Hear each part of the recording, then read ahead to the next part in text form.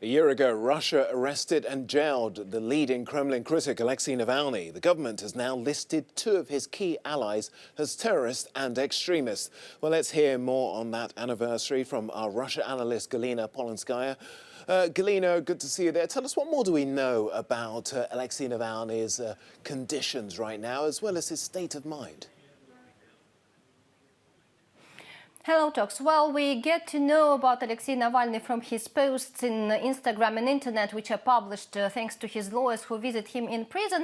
And he writes with many irony and jokes the latest news of his day-to-day prison life. For example, he has joined a sewing workshop and he describes it in details. And one of his recent posts, he announced a release of a documentary which was filmed by Daniel and it was a documentary where the story was filmed as it was unfolding in Berlin, in Germany, when Alexei Navalny was recovering and filming a documentary himself about the palace of the Russian president. And it finishes at the passport control in Russia when Alexei Navalny is arrested while he is trying to come back home. So in all of those posts, I feel many optimism, and there have not been any problems of health reported.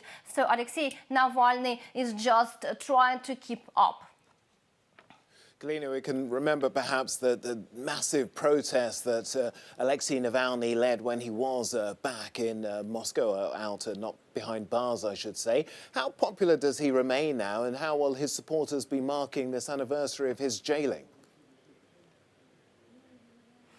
Well, Tox, actually, supporters of Alexei Navalny in many countries yesterday went out on the streets to demand his immediate release. But in Russia, there were only some people, there were some solo protests. It's the only authorized form of protests which is authorized in Russia. And of course, as all the organizations of Alexei Navalny are labeled extremists, it is too risky for people to go out on the streets, even if they think that Alexei Navalny should be released. And there is a crackdown on all the organizations. And as you have mentioned, two of the key allies of Alexei Navalny have been labeled extremists. Ilya Zhdanov and Leonid Volkov, they are abroad, and they have been managing everything around Alexei Navalny since he is in prison.